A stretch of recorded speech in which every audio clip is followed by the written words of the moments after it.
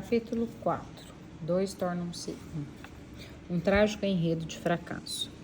O poder de integração do amor pode trabalhar a favor ou contra um casal.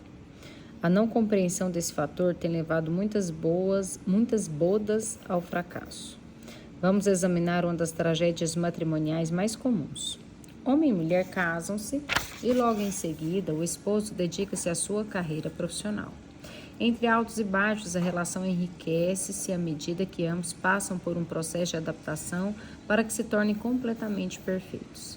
À proporção que a esposa se fortalece nas questões nas quais seu marido é mais vulnerável, ela começa a enxergar as áreas em que ele mais precisa de ajuda, aquelas que o fazem tender ao fracasso. Ela tornou-se uma parceira adequada para ele, como prometeu o Senhor.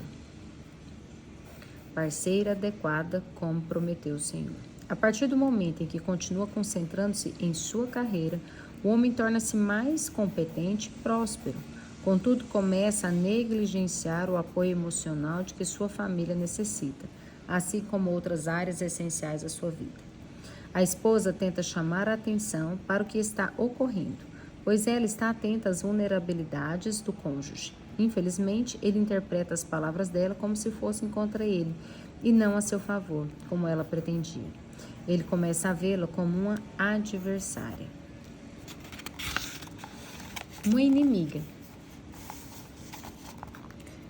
Talvez até mesmo suspeite que a sua companheira deseja vê-lo fracassado,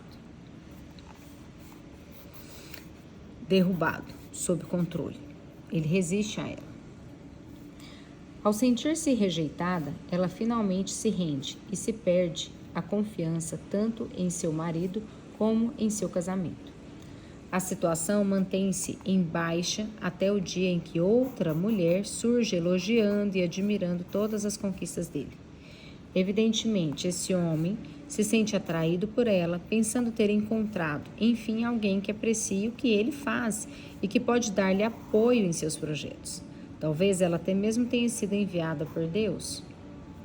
Ele começa a considerar essa nova mulher como a parceira perfeita para o seu atual perfil de sucesso, enquanto sua esposa parece ser uma parte do seu passado, um obstáculo, alguém com quem ele perdeu o contato. O orgulho entra em cena, engana e distorce a perspectiva do esposo, fazendo com que ele leve em consideração apenas as próprias metas. Então o homem começa a pensar o quanto ele merece uma mulher melhor do que aquela com quem ele está casado. Na verdade, ninguém merece outra pessoa, um ser humano criado à imagem de Deus. Sua situação torna-se trágica quando ele decide deixar aquela que, pela graça divina, nasceu para ser sua parceira, a fim de se casar com uma estranha que ainda não está adaptada à sua vida. Como na maioria das vezes ele experimenta um certo sucesso no período entre o divórcio e o novo casamento, ao lado de sua nova admiradora, que também passa por um processo de adaptação. Além disso, as áreas da vida do homem que ele negligenciou, aquelas sobre as quais sua primeira companheira o havia advertido, logo entram em jogo e começam a destruí-lo. Talvez o filho ou a filha adolescente rebelam-se contra o pai e tornem-se a causa do seu desgosto. Quem sabe ele perca a saúde ou tenha problemas com um cliente sobre quem a primeira esposa já o havia alertado. Cada um desses fatores é composto de conflitos emocionais, espirituais, financeiros e de relacionamento que acompanham o divórcio. Muitos problemas podem emergir, tudo porque ele não confiou em sua primeira esposa. Como se pode notar, a descrição dos fatos segue uma perspectiva masculina, assim como boa parte deste livro. Por esse motivo, minha esposa linda acrescentará uma série de pensamentos que podem surgir na mente e no coração de uma mulher cujo casamento caminha para a ruína. O sabor de novidade de quando se é recém-casado rapidamente se dissipa, e você descobre que não é a princesa que seu pai um dia lhe disse que era. Então percebe que tem de ser uma Cinderela, a qual precisa trabalhar duro para fazer a relação funcionar. Você não tem dinheiro para pagar as contas, nem condições de comprar o sabão em pó e o ketchup na mesma semana, pois teme não ter dinheiro suficiente para o leite. Como resolver o problema? Pense no seu marido. Estará ele fazendo tudo o que pode para suprir as suas necessidades, as da casa e das crianças que nela habitam?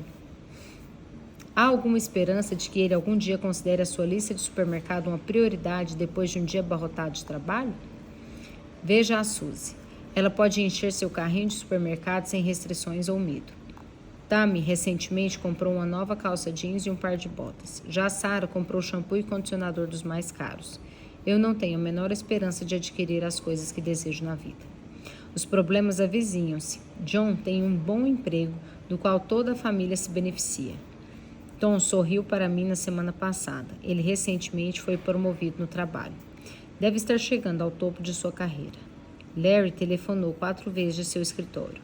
Sei que ele disse que queria falar com o meu marido, mas ele parecia estar gostando da nossa conversa, talvez. Ela prossegue sonhando. Então, um certo Joe entra na história com uma carteira mais cheia e uma oferta tentadora. É possível que um Joe entre em sua vida, mas talvez esteja pagando pensão para um filho de alguma família que ele abandonou. Pode ser que um determinado Joe não apareça. Então terá de trabalhar duro para criar seus filhos sozinha, assumir todas as responsabilidades e dizer não para eles quando não puder comprar-lhes novos sapatos. Como evitar que isso aconteça? Segure-se firmes, preste atenção e continue lendo.